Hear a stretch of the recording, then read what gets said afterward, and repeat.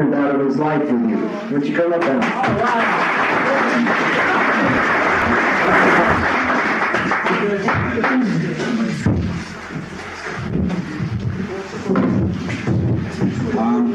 I see by this chart behind me we got a real bad year.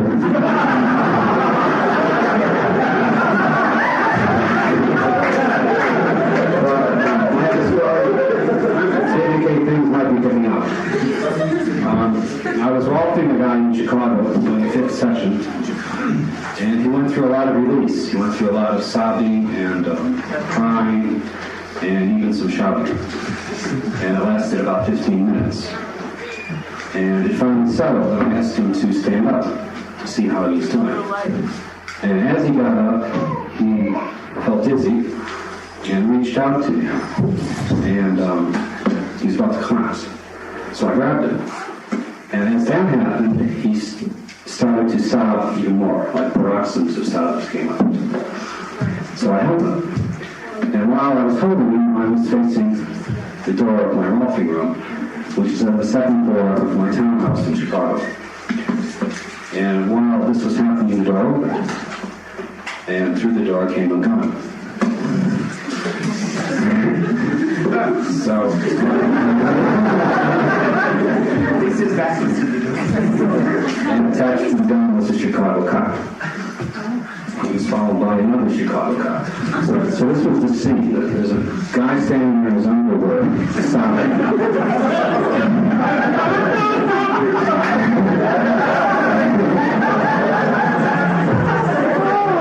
And I'm hugging him.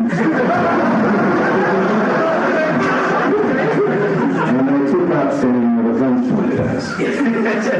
So this is a capture writing contest.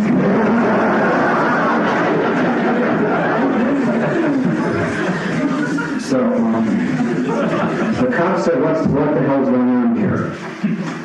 And what I said really didn't make sense. I said, well, who the hell are you?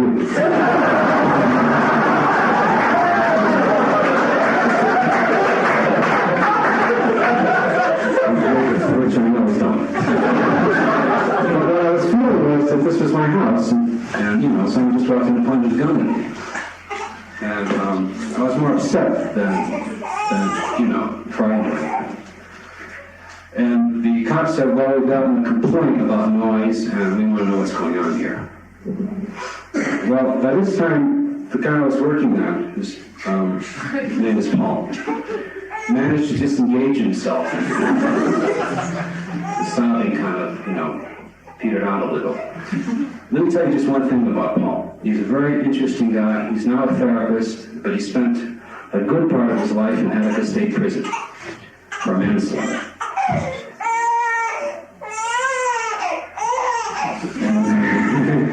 And this is one of the first times he really allowed himself to open up. And the second he does that, cops appear with guns. So I was a little concerned about him too. I was watching this, and he was beautiful. He was perfectly intact. And he turned to the cop who was talking, and he pointed to me, and he said, this man here is my welfare. I'm paying him $40 an hour to do this.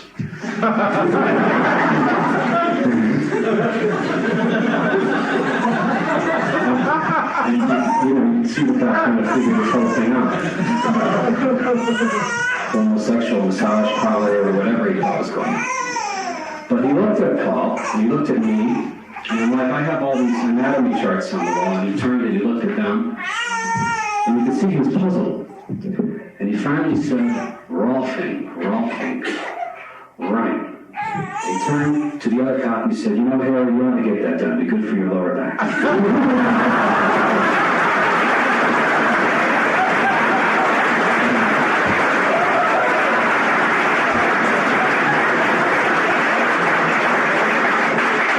I figured there may be 3 cops in Chicago that know about Rolfing, if I was lucky. Or there more, I don't know.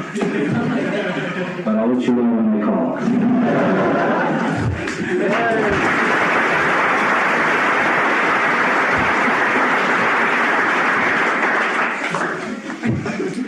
Okay, we're going to proceed with the rest of the program. I hope it's as entertaining.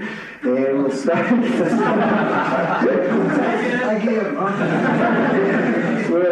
Peter Melchior will give us a brief history of the Institute. Peter.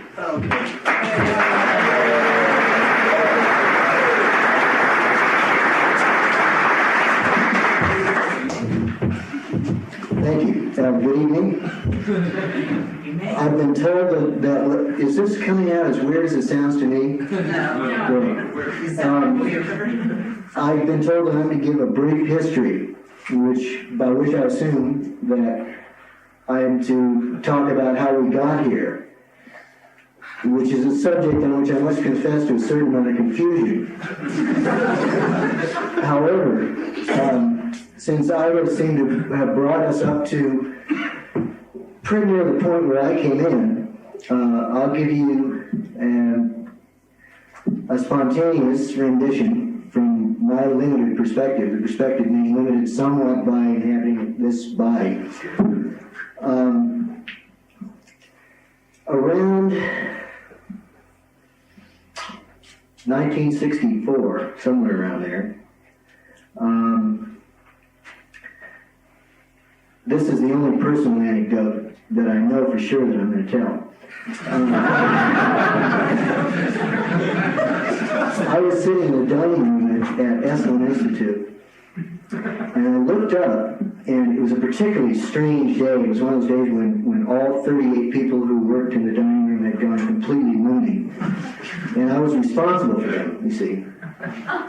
And I looked up, and there was this lady sitting across the dining room with white hair, and she looked like one of those ladies from Ojai with the eyes that. And so I thought, well, this anything is better than what I'm in now. So I walked over to find out what she was doing, or what she had, what she was up to. So I walked over and sat down next to her, and across from her at the table. She kept me there for about somewhere between 7 and 12 minutes before she acknowledged my presence. That was my first meeting with Ira Rolfe. It continued in that vein.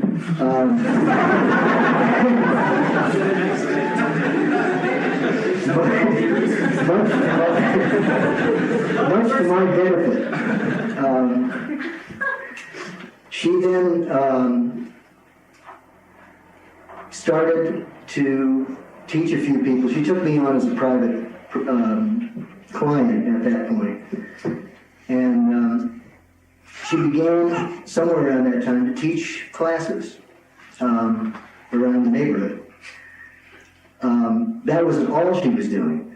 At the time, she divided her time, I think, halfway between London and New York, then added Big Sur to that, and moved out of her apartment in London by telephone while she was in Big Sur teaching a class. That impressed me.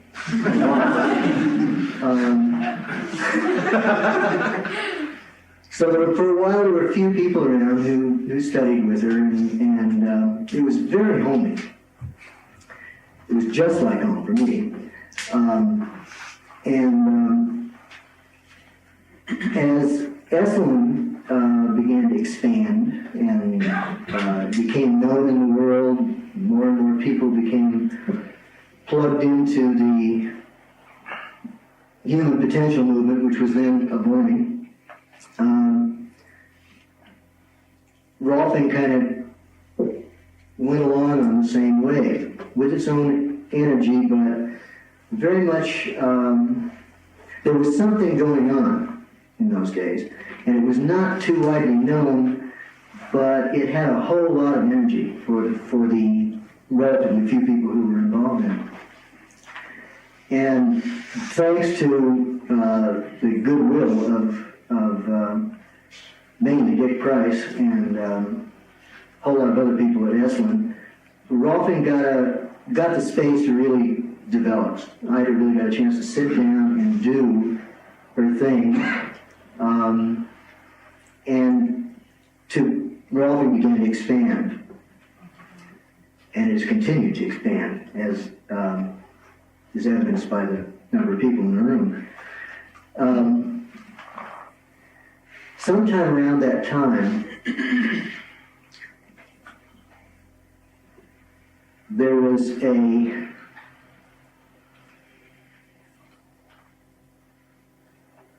jump somehow in the energy that was going on for a certain segment of the world. And pretty soon there were a whole lot of people that were interested in rolfing. And people began writing national articles and all kinds of things started happening. And at this point, well, I'm sorry, I'm going to have to tell one more personal story. This one you shouldn't miss. We were at I think what amounted to the first annual meeting of what was then the Guild for Structural Integration. What year? This is 69, maybe, somewhere around there. And I think there may have been somewhere between 30 and 40 of us in this room. And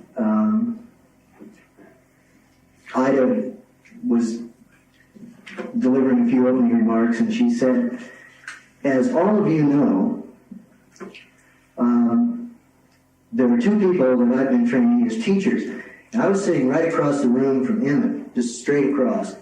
And she said, Emmett, and his jaw went right into his lap. And I just started to crack up. I laughed, I was rolling around the floor. What I almost missed was Ann Peter. Then I saw Emmett's face. And I realized what was happening. Nobody knew this, least of all Emmett not knew this, as everyone knows. So that was the beginning of my involvement with the task of, happy task of trying to teach other people how to do this. At the time, of course, when we started, there was no assurance that either of us would be able to teach anybody to do this. Fortunately, it turned out all right. Through the grace of he who watches.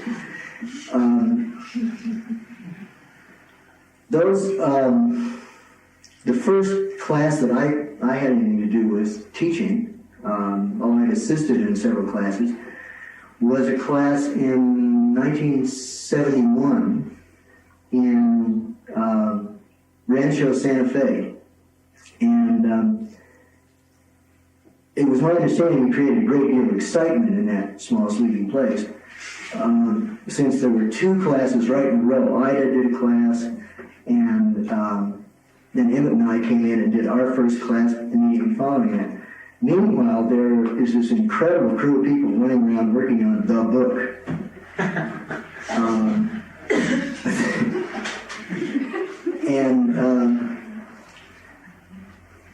It looked like a little bit like a cross between a gypsy camp, a theosophist meeting, and some barely distinguishable third element, which is our unique quality, which I'm not willing to try to name for you. So anyway, on we went from there, and the rest of the story is pretty much just one of a very slow and steady expansion. Sometimes somewhat erratic, due to the nature of the people involved. There's another story about how this all happened, which I don't know whether Ida believes, but which he used to tell a lot, mostly when we were in the room. And that was that she found this group of shiftless people lying around in weeds. And bookstore, playing their drums, took them, gave them position in life, a job to do. And actually, as I remember it, the image I get from my being brought into this was that I was walking by with nothing on my mind, and she leaned out from behind a wall and said, "Psst. I got a job for you." I already had a job, full time.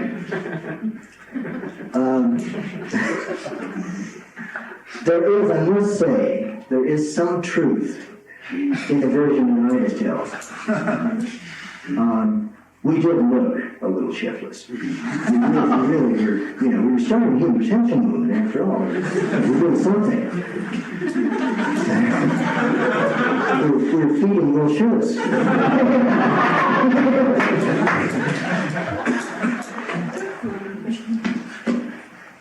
So at any rate, the next giant step, I think, came when we were able to capture this building. And when this building was all put together under the aegis of the people who did it, we're out of the closet, for good or ill. There's a sign out front that says National Headquarters, Rolf Institute. And for me, it has more than symbolic value, but certainly, symbolically, we have made a statement directly to the community that we're in and to the world at large that there is something going on. Now, up till now, it was possible to go ahead and do your work and then pretend that it was just an accident and that if anybody got any benefit out of it, it was just good karma.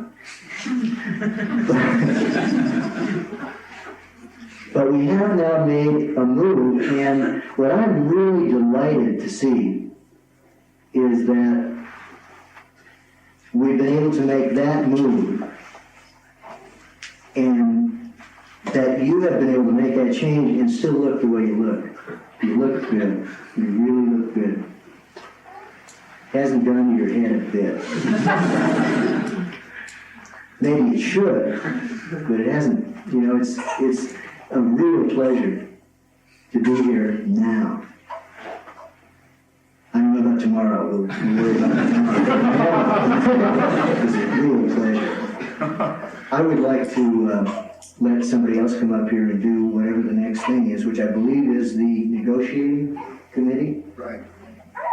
Are you ready for that? Terrific. Thank you.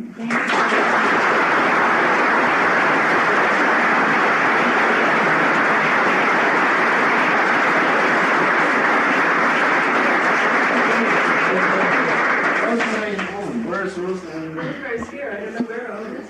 All right, I'll find Owen if you'll make it. Oh, man.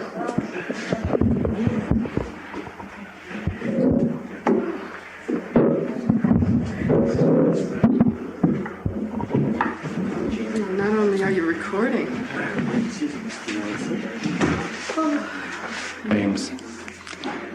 There was so much reminiscence that I had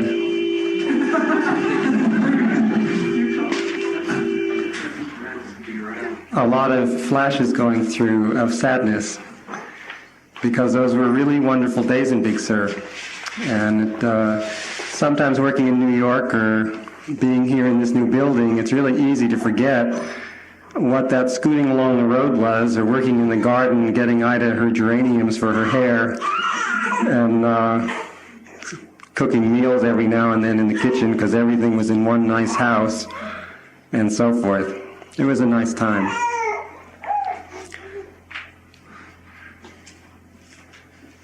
One of the events at that time that moved us, I think, to the present time, as keeps moving us, as you heard this morning, was one of Dr. Rolf's visions.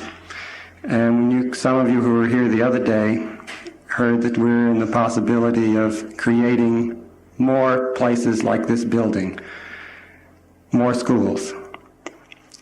And it's an old vision of Dr. Rolfe's. It's called expanding. And I'm sure those of you who have been in her class have heard her 1,000 times say, why don't you go and do it? And we heard the other day, where are all those tapes that we want to listen to of Dr. Rolfe? Well, as she says, go get them. So what we've been doing for many months now, having had to dynamically change our original negotiation with Dr. Rolfe, turning everything over to us, the Institute, including the copyright and the little logo and everything, was that one day she said, hey, when we were all ready to sign the papers with her, that is, and a special messenger brought it up from downtown New York, she says, I'm not going to sign that because there's nothing in this that calls or demands for expansion. And I have an idea that I better hold out and wait for some clause in here that says you folks have to expand and take the responsibility to expand. So two sides of that one. One was it felt totally flat and slight shock, and the other was, at least for myself, I said that is really, that is a way to go. That's exciting.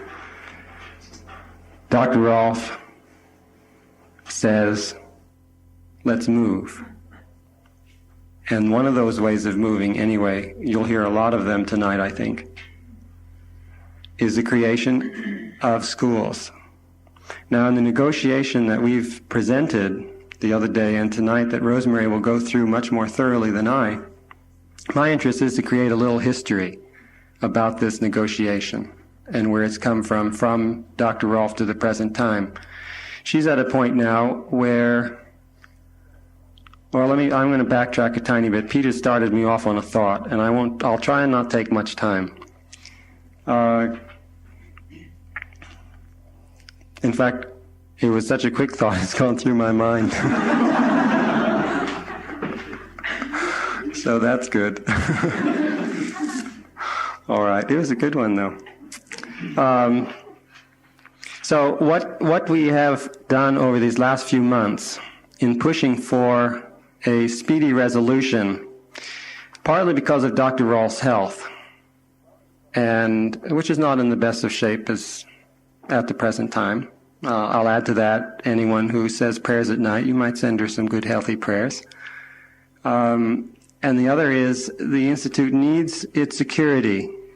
And the security in this sense is the knowledge that we all make up what Rolfing is, the Rolfe Institute.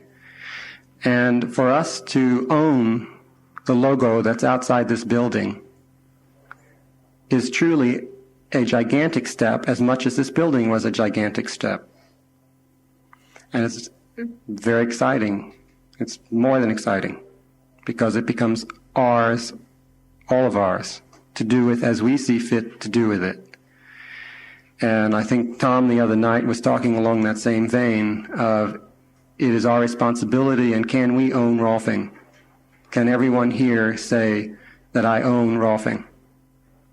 And that's the great excitement. And in our negotiation, this is one of the things we've been negotiating for, is that we have the ownership all over the world of Rolfing, and that no one can come in, at least we're hoping this is true, no one can come in and say, hey, I want to do Rolfing, so I'll call it Rolfing and go do it.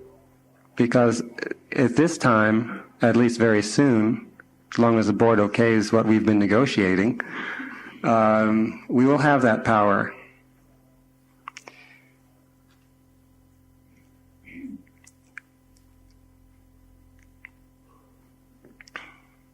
Thinking of some of the history that might be important in the understanding of this bill, and think what maybe I'll do is let Rosemary come and give some talk, and maybe as I think of some more things that would be of interest, come back in and help out a bit. Rosemary? Well, this is fairly technical. But before I get into this, I also have something to say. Am I near enough to the mic? for me, this contract is the least of it. This just says that Ida transfers what she has in Rolfing to us. But what it doesn't say, it means that we have the legal power to go and tell somebody else they can't use the name Rolfing. And for me, that's the least of it. Defending ourselves legally isn't really, for me, the most effective way of preserving and protecting Rolfing. Having schools is, expanding Rolfing is, and there are other ways of expanding Rolfing. My way was to write a book and to try and write another book. They're giving lectures about Rolfing, defining for yourself what Rolfing is, and getting to the place where you believe it enough to talk about it to other people. They're coming back and finding out what Rolfing is from the rest of the body, because we all change Rolfing. I go out and become my Rolfer, and I come back here and I find out what all the other Rolfers are doing and find out what I have in common. And that's really Rolfing to me. I'm saying all this because I don't want to get over-focused on this contract. This isn't the most important thing, it just happens to be the most technical. Okay. We don't, in fact, have a contract. What we have is an agreement in principle. The wording of the contract seems to break down every time we move for a signature. The contract basically says that Ida transfers to us all the rights in Rolfing, all the rights to the use of the name Rolf, all the rights to the use of the word. I thought you had your hand up. Yes. All the rights to any use of her name, any way of changing it, and of course the right to the process and the teaching of Rolfing. She also agrees, that's item 1. Item 2 is that she agrees to use her best efforts, whatever they may be, to promote Rolfing, consistent with the state of, thank you, her health, and it would help if I breathed. I don't like mics.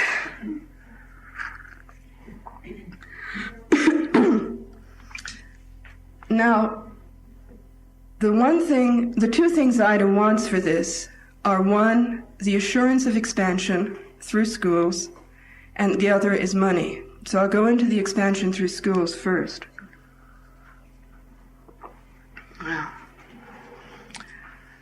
What this contract says is the bottom line, that we agree to have plans for schools, the Rolf Institute, within 3 years, so that if somebody wants to open a school, they can come to us and know how to do it. And that we will, having plans for schools includes the fact that we will select students or give them a plan for selecting students, that we will credential students, so that students from other schools will be members of the Rolf Institute. If we fail to perform this within 3 years, and if Ida is alive, the contract reverts to her. So we have to get busy and do it. When Ida dies, the contract doesn't revert, but we have to pay extra money.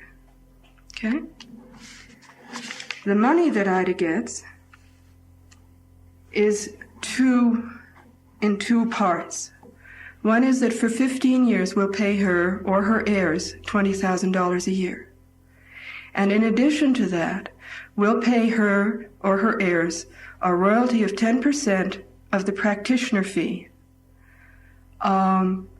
if that aggregate sum in the year is over $10,000. In other words, if 10% of the practitioner fee for that year is $24,000, she gets $24,000, or her heirs. That's for 15 years. The other money that she gets is $30,000 during her lifetime, and this is a straight payment to her for using her best efforts in our behalf. And she has used her best efforts all her life, obviously. In addition, the Rolfe Institute is making two promises. One is that we will get service marks wherever practicable in the world. We have them in the United States. We're going to get them in the world. The other is that the Institute will use its best efforts to legally ensure that there is no misuse of its property, of the words Rolfing, Rolfer, Rolf, or of the technique of Rolfing. In other words, you can't set up a Rolf hot dog stand. We'll get after you. There is a separate agreement associated with this. First of all, I think I'd like to take questions on this, if there are any. I mean, is there something that hasn't been clear? There's always been points that haven't been clear. Yes? The only thing I was unsure on, the 30,000 as long as Dr. Rolfe lives, that is per year, is that correct? Yes, that's right. 10% of the practitioner's fees, is that for the schools? Yes, and the Bowler School is considered a school. That's not every all. Not each Rolfer, no. That's Each school. each student pays a practitioner fee of, at the moment, it's $3,500. Last year, there were something like 42 practitioners. It was about $147,000 total practitioner fee. Doesn't include... Yeah, this doesn't include, by the way, other classes that we offer, because most of the classes we offer at cost. The Institute gets nothing above administrative expenses. There's no profit. So the only profits that's made, the bulk of the money comes from that practitioner class. Okay? I'm just a little confused. There's $20,000 a year. Mm-hmm. That's the minimum. Well, I see that's minimum. Yes. Or 10%. Or 10%, whichever is greater. Exactly. There was a question? Does that $30,000 include all of the upkeep for Ida in terms of her expenses for secretary or housekeeper? Yes, it does. That stuff? Okay. Yeah. Now, does the Rolfe Institute go remain a nonprofit?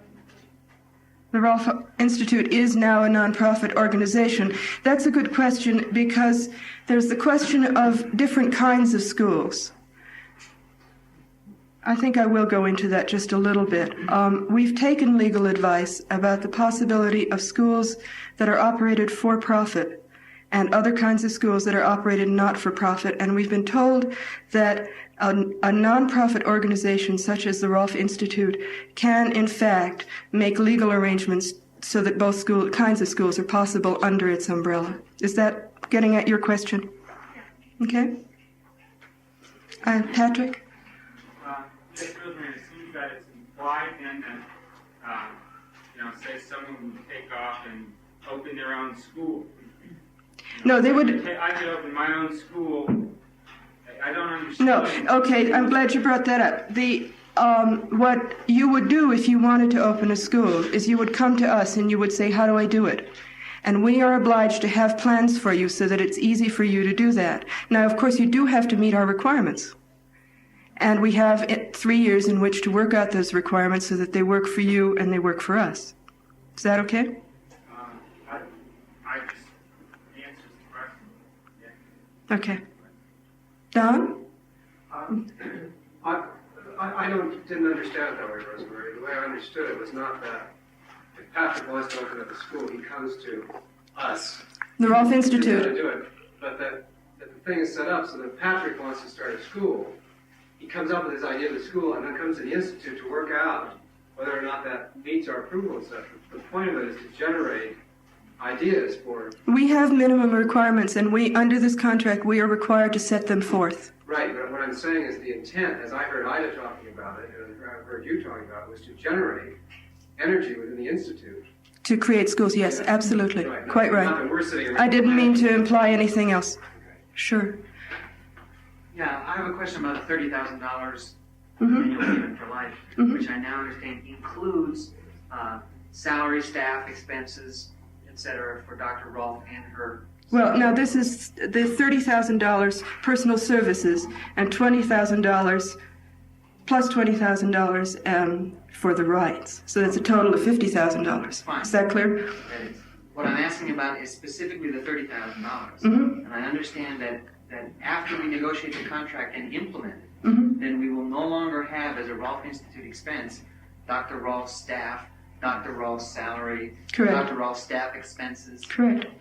And what is that aggregate sum now? Salary, staff. As I understand it, and I could be corrected, it's in the vicinity of $25,000. So we're doubling what we're giving to Dr. Rolfe. No. For those services and for the staff to support those services, we're increasing it $5,000. Is that correct? $25,000 to $30,000. Correct. Oh, okay, I see what you're saying. And we're There's another paying. agreement about the. Okay, I stand corrected. Yes. Will this $50,000 if so fit into the present budget, or will it be? We are working on that. It will not fit into the present budget. No. It will. We are looking into ways of finding money. Possible ways are increasing the, well, you'll be hearing more about that. Possible ways are increasing the tuition, increasing dues. We are going to be having a vote on dues. And then there are other methods. There's going to be a talk by the Planning Committee. And they have gone extensively into looking into how to raise money. There was a hand here. Who were teaching in other schools? Teachers that are authorized through the normal channels of teaching teachers in the Rolfe Institute. Which have been established. We are in the process of establishing, they'll appear in these minutes. If you were at the last 2 days of board minutes, you would have seen there are teacher interviews going on during this meeting. I think there was a hand here first. You? In order to fulfill the requirement for the expansion of schools, I understand that within 3 years, we as the Institute have to have a procedure for that. Mm-hmm. Unlikely case, but if no individual came forward saying, I want to start a school someplace,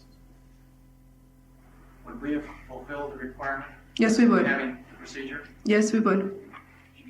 The reason for that is that if we give any performance guarantee, that the original intent of the contract was to have a performance guarantee. If in 5 years we don't have schools, no contract. In 5 years we may have, terrible things happening. Good knows. California's going to fall in the ocean, I understand. So it may not be a good year for opening schools. So legally, IDA didn't want to put us in a box. That was not the intent. Patrick? Yeah, someone be clear about who's buying it. Hmm? I mean, see, my sense is that the Institute will buy it separately from the membership. At the moment, the Institute is responsible to the membership under the bylaws and in practice. Yeah, okay. You see, I don't know anything about laws governing. Patrick, could I defer that question to the Planning Committee? I don't know. The reason I say that is that, It's like this is all new. Patrick, the reason I say that is that the Planning Committee has very intricate plans which I don't altogether understand or support that cover that point financially. Okay? Either tonight or tomorrow. When are you speaking, Michael? Right after you. Any minute now. Just get me off this podium. Okay? I don't understand about 3 years. What constitutes setting up a school, or what constitutes a good effort to do that? It isn't a matter of setting up a school. It's a question of providing the guidelines for someone who wants to set up a school. Okay? We are not obligated to set up schools. We are obligated to be clear about what we want to someone who wants to set up a school. And if that doesn't happen, in 3 years, the contract right Reverts. or other penalties that you do next.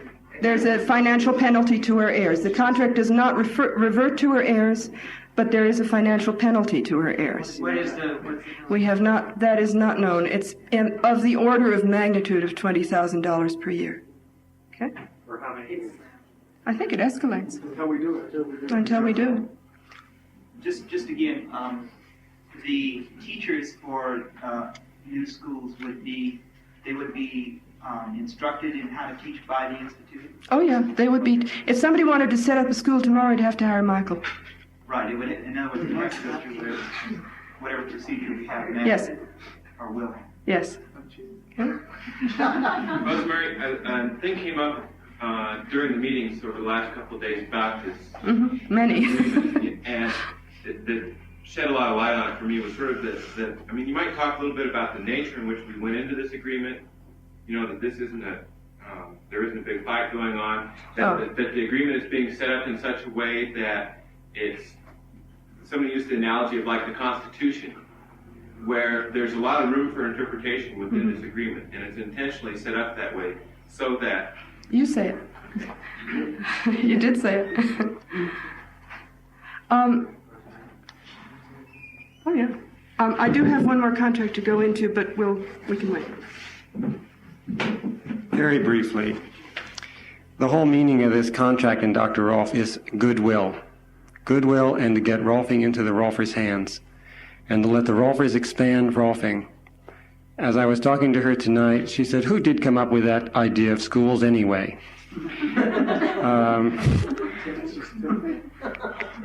Now, what she wants is expansion, and those of you who know her well enough could imagine that she could come up with an idea of, okay, to her the idea is brilliant. Her greatest concern, as she mentioned it again, is who is going to run these schools. And her greatest concern is what she's been waiting for years, are those people who are willing to take this dynamic event and carry it. That's her biggest worry. But the goodwill in relation to the Institute is truly at this time to turn everything that she has worked her life for in our hands. And okay, that's that part. I'd like to talk just one element about some of the setup of the schools. It's not, to my knowledge, it's not going to be much different than what you experience right now in the Rolfe Institute school. The teaching of Rolfing in any school will be through the Rolfe Institute. The teachers will be, the students will be, the selection will be, everything will be as it is now in relation to Rolfing. The individuality that happens, which both excites people who are interested in this and Dr. Rolfe, is the possibility that there is an East Coast school that has certain East Coast ideas, which does not change Rolfing, but may input different kinds of ideas into the rest of their program. A West Coast school that may have really quite West Coast ideas, or a Boulder school that turns out Boulder people. Because East Coast and West and Boulder are very different groups of people. And that's one of the excitements in this, is that we can still teach Rolfing and yet have an interchange across the country. Now, one of the ideas is also that people at every school would come together just like a board of school masters or marms.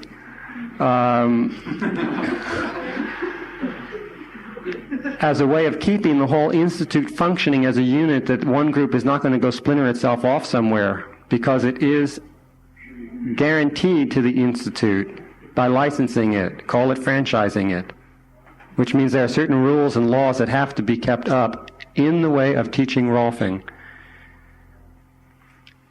Yes? I have a feeling now that the Education Committee tries to sort of get it so that practitioners' classes, a certain amount of material is in fact communicated, master practitioner training. Is it the intention then that these other schools, their differences would be to have that plus other things, or to change that basic teaching? The basic teaching let me say this. It is for the Institute to set up a group, like the negotiating committee of some form, or people interested in starting schools, to set up the ideas of what these schools should teach. But it cannot be, I feel, and as I've talked to Dr. Rolfe, she has expressed her own feelings this way, that it cannot be so limited. I am not saying that our teaching is limited, first of all. I am saying that people have interests in which to expand certain ideas and concepts about the teaching of not other ways of Rolfing, but other concepts. It does not change Rolfing. So that if someone has an interest to, it's open. It's a yes. I don't mind if someone rescues me at this moment. It seems clear to me that if you have other schools and other ideas, it is going to change Rolfing. Right. My only question is it in addition to, or is it It will be. Conversation for, do you take out what you learned in the first 6 weeks and add something else, or are you adding something else to it? Okay, basic Rolfing is growing. The teaching of Rolfing is growing. The expanded that you saw on the blackboard the other day of the different subjects that are going to be put into the Rolfing program is growing. There are certain people who feel that along with the basic program of Rolfing, they have ideas of what a individual school might want to express in itself. And that is something that, as I said, is a regional type of experience. Can you rescue me? Good. I think in answer to your question, level of growth is what's anticipated for the practitioner. By the Institute. Yes. Owen is talking about satellite classes. Which would be part of that school, but in addition to. That's right. That's all I wanted. Yeah. Okay. Do you want to continue to take questions or should I just have one thing to expand on that. There has been some consideration to teaching, as we all are concerned, of not inputting different materials into a basic training person. When they're learning Rolfing, when I learned, I said I'm going to apprentice for 2 years to myself and take whatever classes I can before I go branching out into other things. I hold that as truth. But there is advanced teaching, there is bringing seminars in, there is return teaching, there are advanced programs that people can come into when they have learned their Rolfing trade well enough, and this is all that can go on in a school as a supplementary program of expansion. So it's an open field in that end of it. And that's where you're saying more of the differences between East and West Coast. Absolutely, and yes, and Hawaii and wherever. Jim has been. Having taught a class on the East Coast, West Coast, and the Rocky Mountain region, I can speak from my experience, but I don't see that it's that different. My sense of what Ida wants is that she wants it to expand, and there may be people who want to add their ideas to Rolfing, but that's not what Ida wants. What I heard was that we're going to take Rolfing out more into the communities. We're going to take. She wants to see Rolfing into the East Coast community or the West Coast community so that it affects the community more, so that there's more of a community of experience around the world of Rolfing. And of course, the community experience is going to be different. It's not necessarily a different idea or a different concept. From what I understand, it's an extension of extending the experience of Rolfing in the various communities of the world. The school does that? Each community does that in that community? Well, it's one way. Definitely. The Rolfers are doing it. Ultimately, it's the Rolfers that does that. It's one thing that has happened is each time a class has been in a community, that community has expanded its Rolfing practice. This is one of the reasons that classes have been all over the country, is that suddenly the community gets excited. The one wonderful thing about Dr. Rolfe is what Jim says is absolutely true. And my experience from talking with her, what I've said, whether it's been a little confused, is also true. That's the wonderful thing about Dr. Rolfe is there's a lot of truth.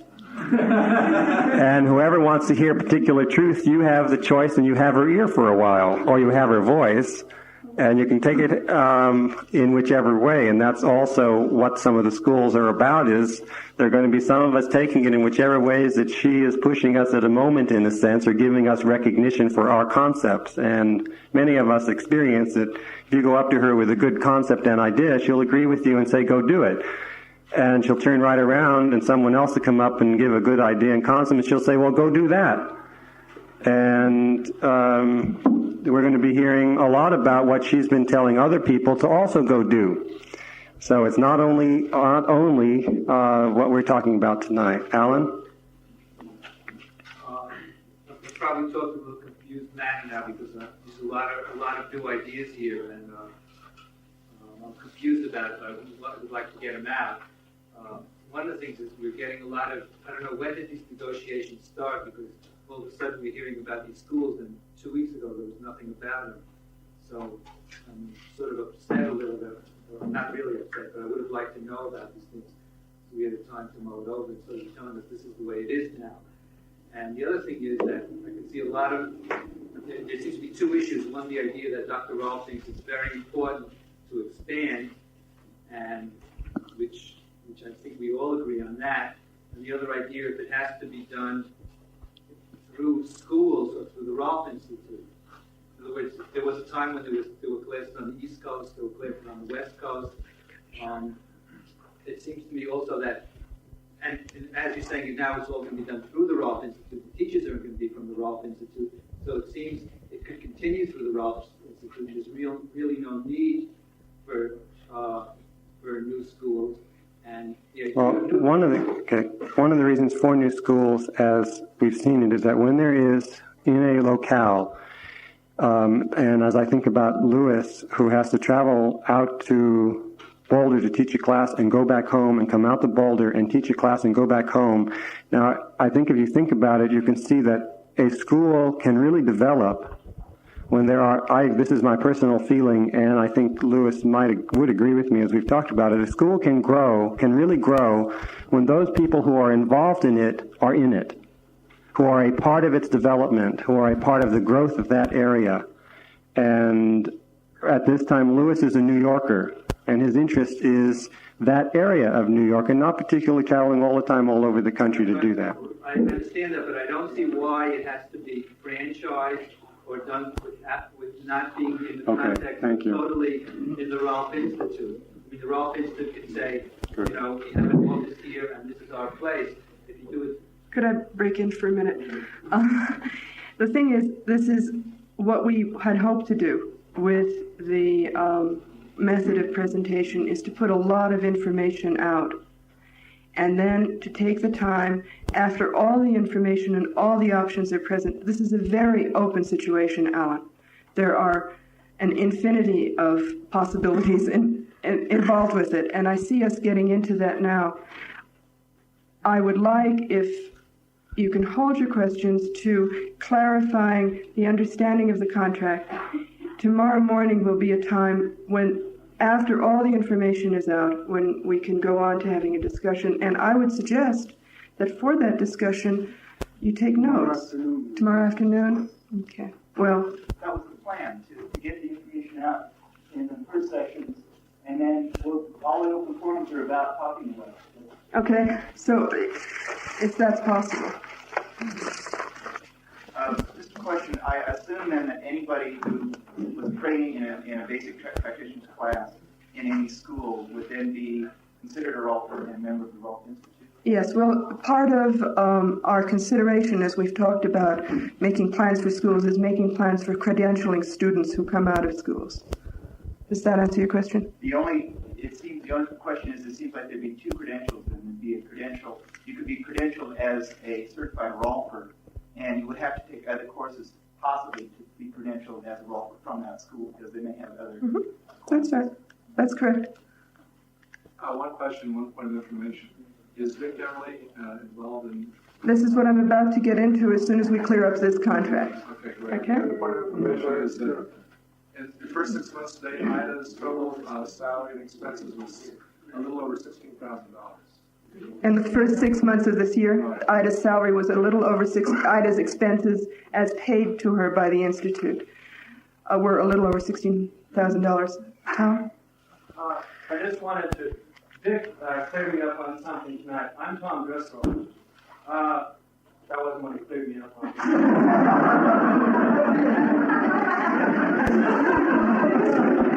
But it helped. What he cleared me up about was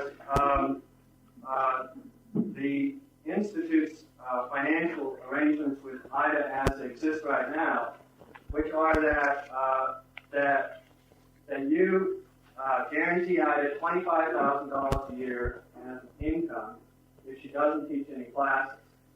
If she teaches a class, you guarantee salary to her is $10,000, and you pay her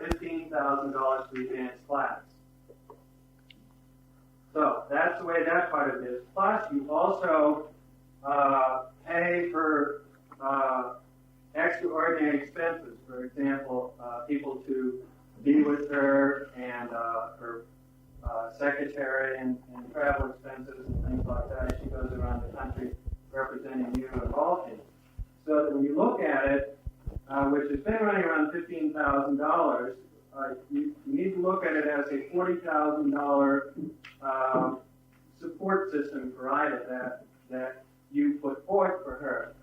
So that you need to know that so that when you're looking at the next step in the financial support system, it goes to $30,000 per year as a compensation for traveling about the country and exerting her best efforts to represent you and Rolfing. And $20,000 per year is for the transference of all that is Rolfing and her to you. So that's $50,000. So it's not going from $25,000 to $50,000. It's going from $40,000 to $50,000. And I only want to say that for two reasons. I'll take the chance of being stoned here at the same time, or pelted.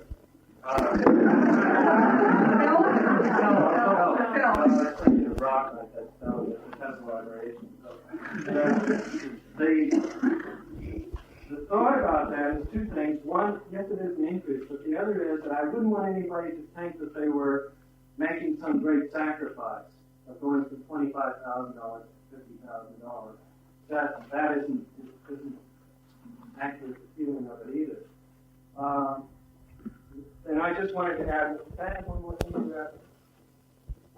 When Ida asked me to be on the board as a non-Rolfer, part of what I had in mind was for me to connect myself with the Institute. And we talked about it yesterday, and she knows full well that she has a lot of people that can speak for her personally. She's got 150 people here that speak for her personally. So I don't need to do that.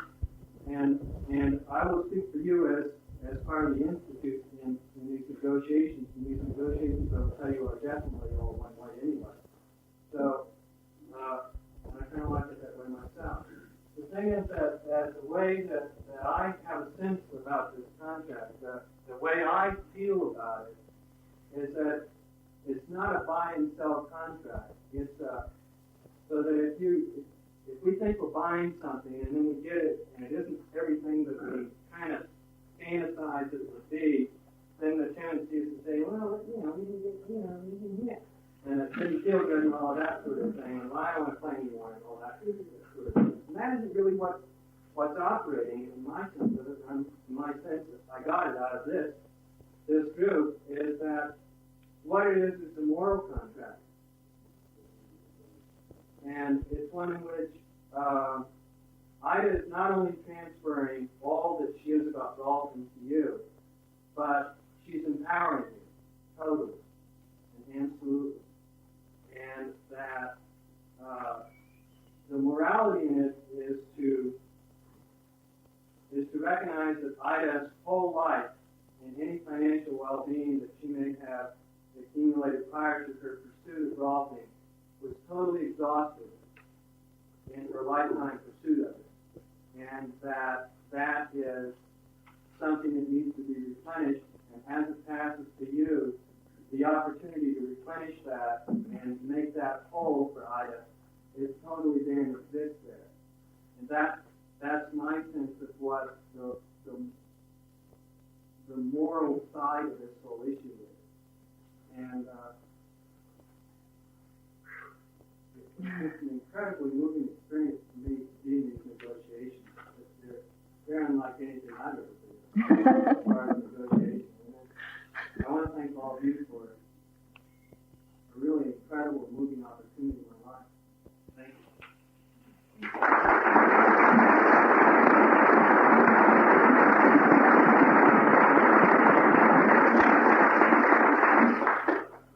Gee, that was nice. Oh, Dr. Clark. I have two questions that you may or may not like. One is that my sense was that what you were supposed to tell us tonight was what you did today, where you got to. My sense of where you were supposed to get to is that you were supposed to have another contract. So I have two questions. One is, how are you going to get another contract? And two, I'm really interested in how we're going to get this thing beyond our minds or a good idea and actually sign, et cetera, et cetera. And, you know, Okay. The mechanism for this, achieving this, is that we are flying out a New York attorney. Does that answer your question as well as you need to be answered? Yeah. Right. Thank you, Bob. Oh, and one more question. Of course. And it seems like that these are agreed upon principles, and I'm just curious whether Ida was in that negotiation to agree with those principles or not. You were right outside the door keeping us in. Okay, good. That's good. Okay, the agreement with Dick Demerly is a separate agreement between the Rolfe Institute, Dick Demerly, and Ida Rolfe. And I think, since it's short, I'll read it. This letter of agreement is in reference to the general agreement between the Rolfe Institute and Ida P. Rolfe, Ph.D., dated July, well, it'll have a new date at this point, and refers specifically to the rights of Richard Demerly under that agreement. Paragraph, it is our understanding that Richard Demerly is planning to move to Switzerland. In the event that this move takes place, the Rolfe Institute agrees that, item 1, Richard Demerly may practice Rolfing as a certified Rolfer in Switzerland only, subject to the standards of practice applicable to all Rolfers. Item 2, Richard Demerly may instruct students in the Rolfing technique in classes in Switzerland only, under the auspices of the Rolfe Institute, subject to the following conditions. A, that he sign the standard Rolfe Institute teaching agreement. B, that his students satisfy selection procedures of the Rolfe Institute. C, that his students are certified after graduation by the Rolfe Institute. D, that his students sign all usual agreements with the Rolfe Institute. And E, that student fees are in accord with the standard training fees of the Rolfe Institute. Item 3, all fees paid by students in classes taught by Richard Demerly will accrue to Richard Demerly. All administrative responsibilities other than selection and certification procedures will be Richard Demerly's. Item 4, Richard Demerly is responsible for the Rolfe Institute's cost for selection and certification procedures. 5, Richard Demerly's right to teach is limited to the instruction of Rolfe practitioners and does not include the right to train instructors. Paragraph, this letter of agreement supersedes all other agreements concerning the practice and teaching of Rolfing by Richard Demerly. Now, I want to point out one thing that comes up constantly. This doesn't mean that Dick gets Switzerland. We're currently training a practitioner from Zurich. He can practice in Switzerland, same as Dick. Okay, are there questions about this? But he has exclusive rights to. No, he has no exclusive rights. Okay? Rights are not exclusive. Other questions? Would you clarify the relationship between this contract and the earlier contract? This will be a contract, the signing of which must precede the signing of the other contract. And it is, by the way, this is a completely friendly agreement. Richard, Ida, and the Rolfe Institute want all of us, all three parties, want this agreement. This is not a antagonist negotiation. Okay? No, he has been removed from the teaching committee. No, he resigned.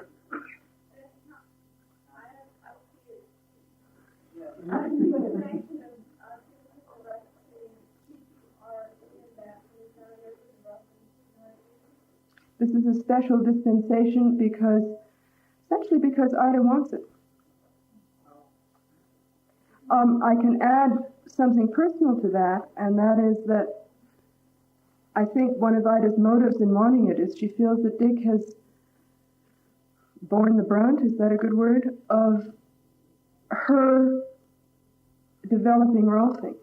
I mean, at first there was Ida developing Rolfing and Dick helping. And Ida is wonderful, and Ida is extremely demanding. I worked for her for 5 years, and I have some sense of how that is. And she feels that she does not want him to suffer the results of that if they were in any way caused by her. Okay. Does that answer that somewhat? Okay.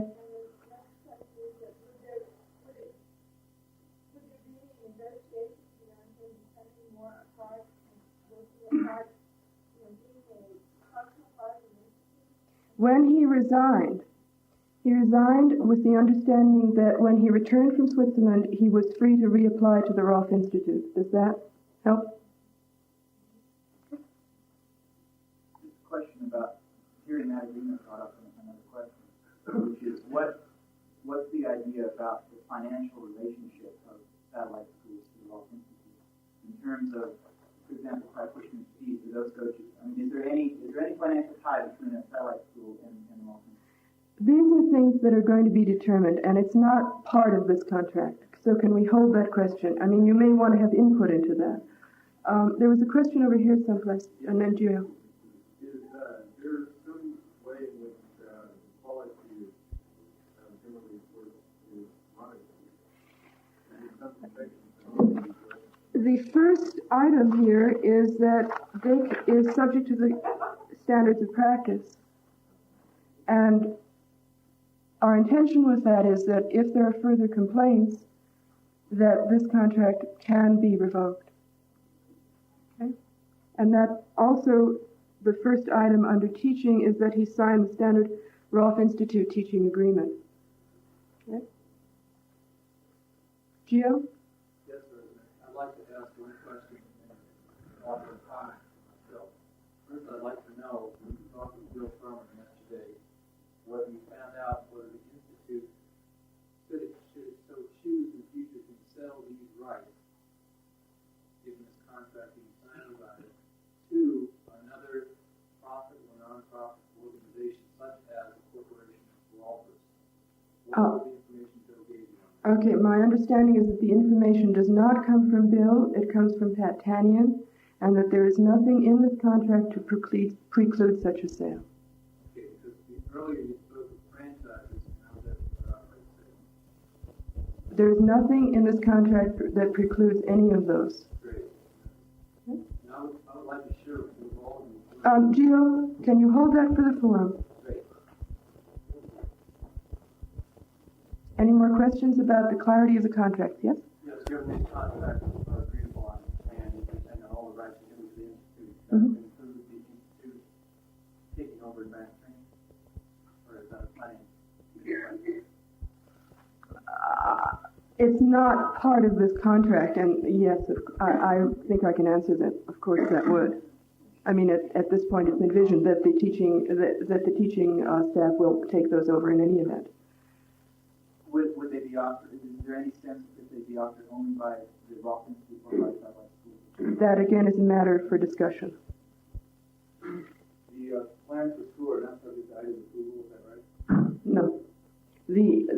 That there be workable plans is subject to IDA's approval within 3 years. But the precise details of the plans, there's nothing in this contract that says that she has to approve them. Okay? More questions about the contract? We did it. Congratulations. Yay.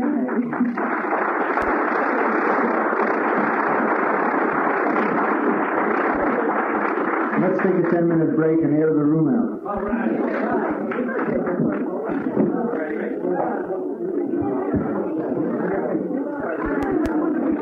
Person that most of you probably do not know, and that is the lady who's currently devoting her time to taking care of Grandma, and that is Joy Baluzzi. Would you please stand up, Joy?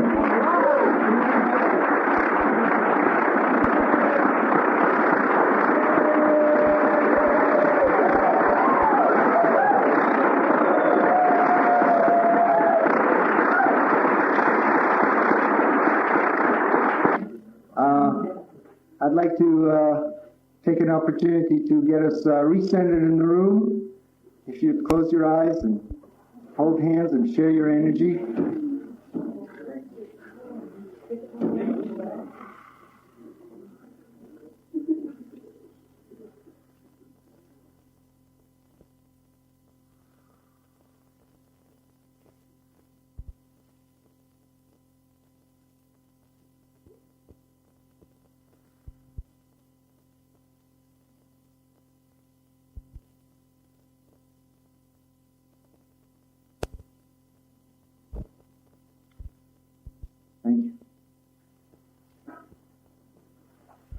And now for the second part of the show, we're going to have Michael Salveson present the Planning Committee report.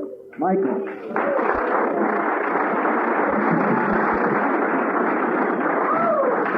Well, thank you very much. Are there any questions?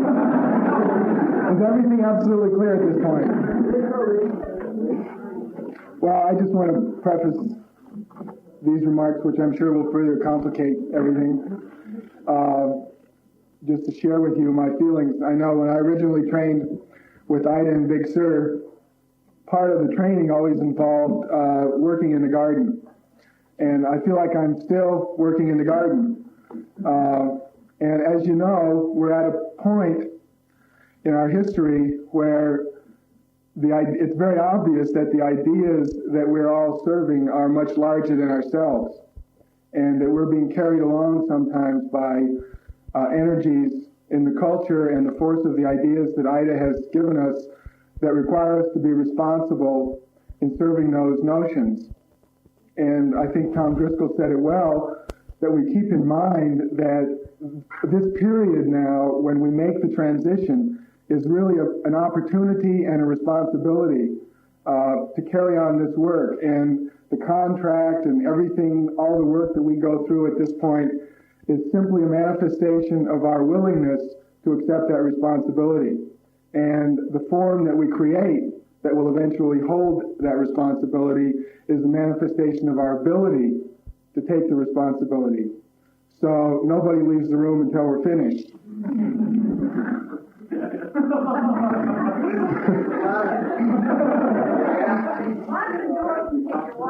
Right, and nobody pees. I got my class right Okay. Most of you probably didn't realize that there was a planning committee. But we have a lot of plans. And let me begin first by introducing the planning committee so that I don't have to take full responsibility for this. You don't know who they are? I have it written down here somewhere. Let's see. It kept changing, you know.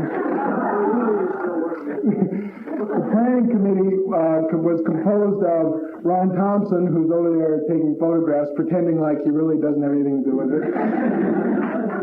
Joe Heller. Right. Was about to leave. Myself. Let's see now. Dean Rollins. Who's also here today, pretending he's invisible. And Tom Driscoll.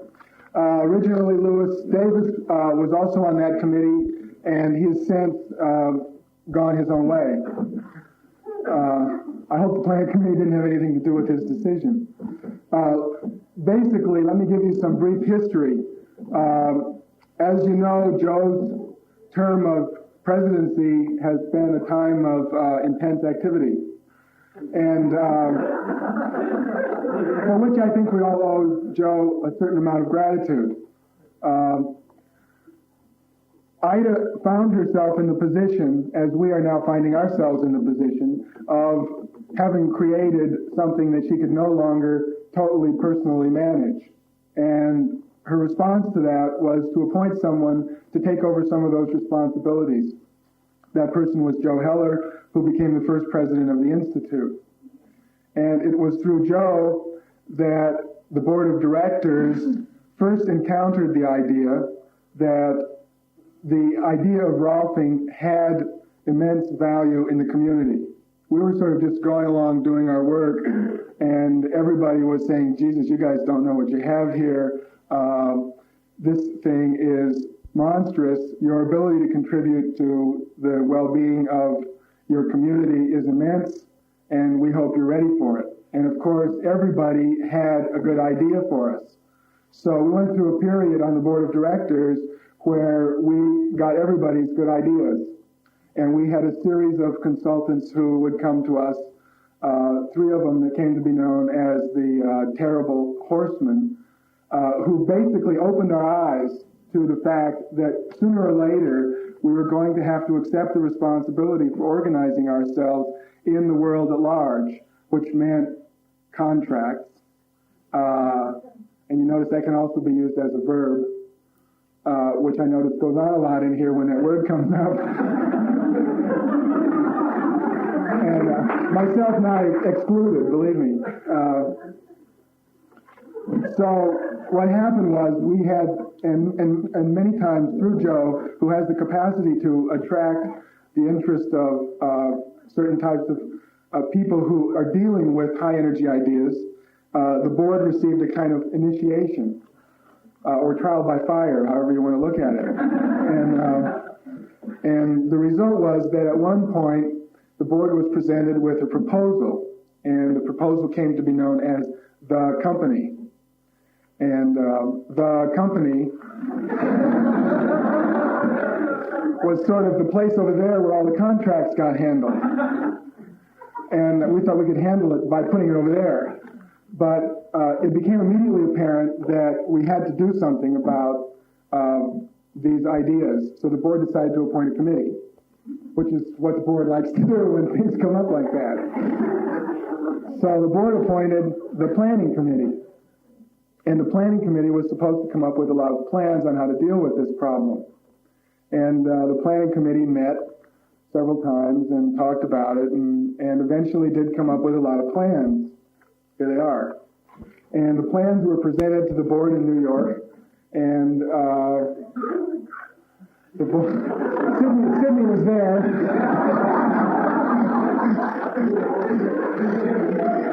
And it was a great show in New York.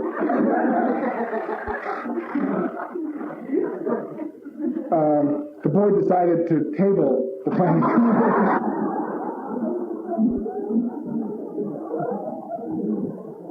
So it was under the table, yes, and we're trying to bring it now out from under the table and put it on top of the table.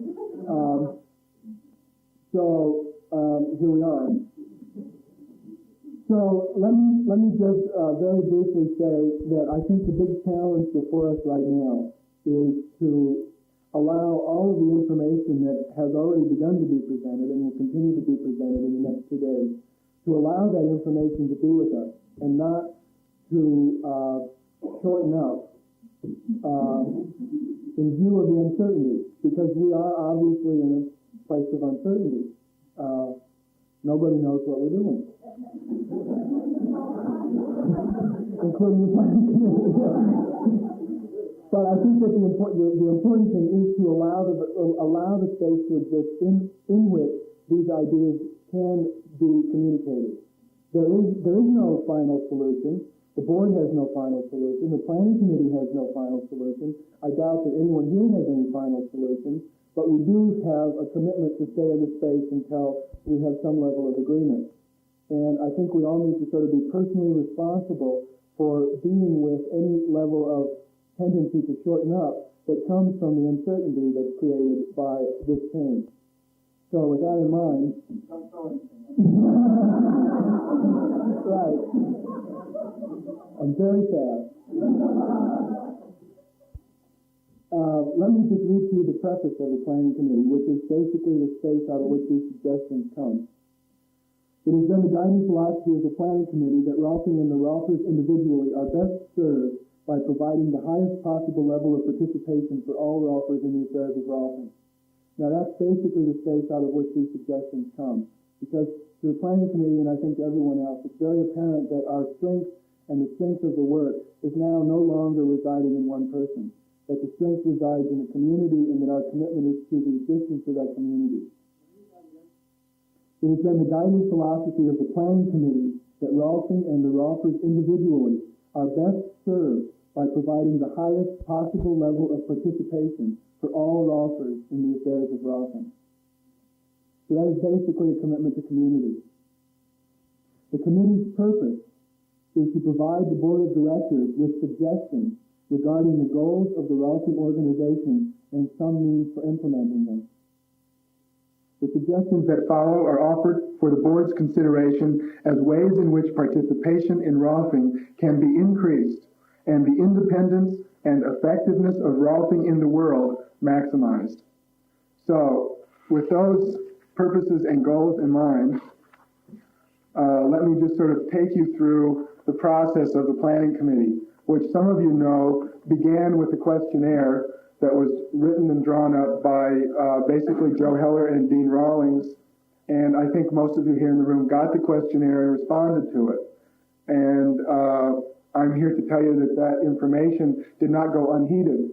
It was, I think, a very valuable process for us because it let us know a little bit about who we are. And I recommend that we, at every opportunity, return to that because there's a lot of valuable information there about what exactly is going on with Rolfers. Everything from what color they think the Institute is to how much they make a year. So there were 193 questions on the questionnaire, and this was the first piece of work that the committee did. And 173 questionnaires were mailed out, 100 were returned, which I think is remarkable, considering most of us have forgotten how to write after we learned how to roll.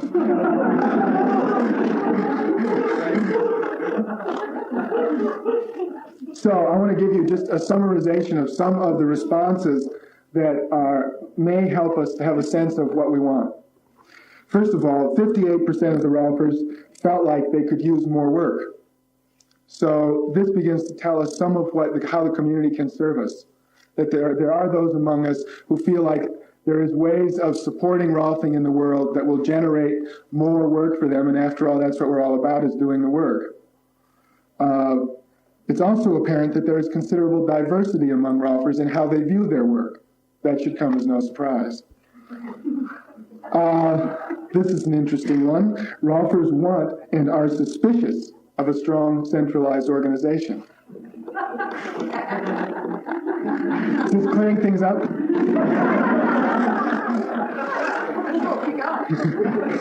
A large majority of Rolfers want to play a more active role in the affairs of the Institute. There is a great desire to participate, and I think that that's probably an attribute of a Rolfer, is a desire to participate. Rolfers support the expansion of the training. Rolfers support the Institute in maintaining the standards of Rolfing. In other words, Rolfers look to the Institute and consider one of its jobs to be protecting the standards of the work. It is somehow a watchdog at the gate. Rolfers want to participate in programs that support their financial strength in the world. Rolfers want support from the Institute in communicating Rolfing to the public. Rolfers underrate the current level of activity of Rolfing in the culture. And this is interesting because this was also the board's experience, where the board has constantly had the experience of people out there coming in and saying, you guys don't know what you've got here. And when asked to estimate the number of people who were Rolfed per year, most Rolfers underestimated it. What is it? You got me. It's written down somewhere, though.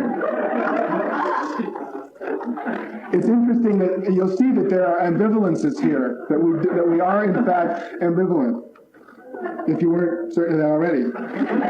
Rolfers support a slow rate of growth for Rolfing, and I refer you back to the fact that earlier Rolfers indicated that they supported expansion. So in other words, we're cautious. We're protective on a certain level of our work. We want it to grow, but we're also cautious. Rolfers are ambivalent in projecting growth of Rolfing and are unwilling to sacrifice quality for quantity. A majority of Rolfers feel that the Institute is underfinanced.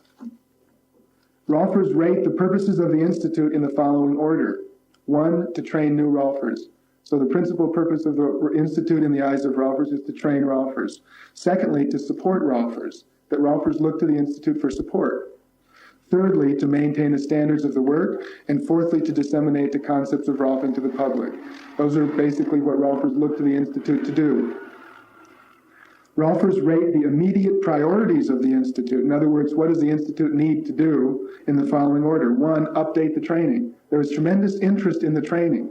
And hopefully, as we begin to settle all of this work that we're doing to create a vehicle, we can get to the real work, which of course is our work, the training, and our work directly with people.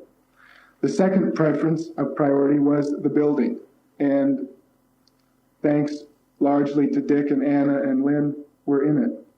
And the third priority was to straighten out the finances. So that's basically some of the feedback that the Planning Committee extracted from the questionnaire and that it used as somewhat of a guiding principle in coming up with some suggestions. Yeah, go, Doug. Well, besides training offers and supporting offers, what were the things that the questionnaire indicated they wanted to institute? The purposes: train new Rolfers, support Rolfers, maintain the standards of Rolfing, and disseminate the concepts of Rolfing. Okay, the next part of the report to the board is a sort of observation that the bylaws need to be looked at, and I'm going to skip that because it's not that interesting. So the second part of the Planning Committee report, which has basically already been acted on to some extent by the Education Committee, involves, and it's titled Expansion of the Function of the Education Committee and Clarification of its Structure. Now, the Education Committee has already taken some of this information into account together with their own collective experiences and acted to begin to give some formal structure to the Education Committee. And I want to just put it on the board very briefly and then describe it and move on. So basically, it will look something like this. And here's the, since we're into organizations, I'll use EdCom. And over here would be audio visual. Down here is, I got this here. Thank you.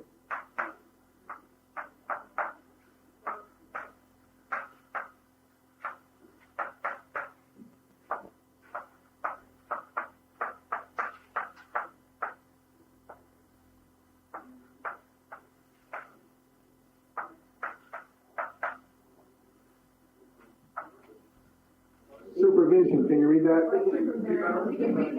Supervision. It's a good word for what we do.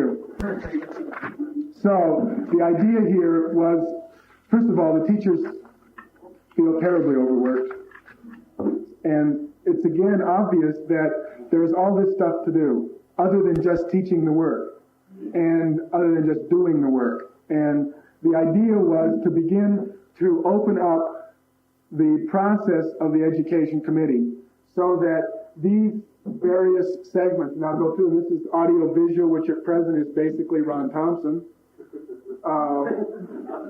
The biological sciences has a sort of expanded name at this point for Louis Schultz and Ron Thompson. Movement at this point is Heather Wing and Gail Carlin, and as you remember earlier in the meeting, there's now opportunities for people who want to contribute to the development of movement training as part of our work to begin to activate this whole segment. Selection has been something that has sort of been handled by tradition, and it's the Planning Committee's recommendation that we establish a group of people who are desirous and talented at doing that job and make them responsible for it. Not the teachers, take people who have had experience in the work, who understand what makes a good Rolfer, and give them the responsibility for handling selection. And that would probably start out with a group of a few people, and then they would be responsible for regional selections at various areas in the country. But they would give us some consistency and some coherence, and also someone to go to if we weren't happy with selection. And supervision. One thing that became obvious when looking at the training was that the two places where Rolfers were not supported, Rolfers get a lot of support during the training, and the training is, I think, for most of us, an experience in being supported in more ways than one. But the two places where we don't get support are at the beginning, as we come in, which was basically selection, which we called the front end committee, and as we go out immediately after the training, which is called the rear end committee. And those two committees would be responsible for supporting Rolfers at those stages of their training. So selection is more than just yes or no process. It's basically a group of people who are taking the responsibility of dealing with that whole question of how people come into the training. And are they supported in the process? Are we opening our arms to people, or are we pushing them away? What is our attitude here, and is our process accurately reflecting our desire? And supervision is a group of people who are willing to be available to Rolfers when they come out, who, as we train more and more Rolfers, there will be a need for establishing that kind of contact with Rolfers who have experience and the ability to teach, so that those people feel supported in the work that they do right after they get out of training. So the idea was to open up the educational committee to eventually there would be representatives from each of these committees sitting with the teachers on the education committee. It was also recommended that teachers not teach every year, that they teach so many years and then they take time off, which also opens up more opportunity for other teachers, and it also gives teachers a chance to continue their own education, because I think, as most of the teachers would agree, at a certain point it's important to be a student, and it's important to have an opportunity to do that. So that was basically the recommendation of the Education Committee concerning the Planning Committee concerning the Education Committee. I just want to read to you what the Planning Committee saw to be the function of the Education Committee. First of all, the recruitment of new Rolfers. So it's an attempt to make explicit what's involved in the process. It's kind of been handled basically by Dick and Ida and Anna and a few other people, but now it's going to pass to us, and we need some form in which we can participate. So the functions of the Education Committee include the following: recruitment of new Rolfers, selection of candidates for Rolf training, the continued development of the training of Rolfers, including the pre-training, and we recommended that the Institute take a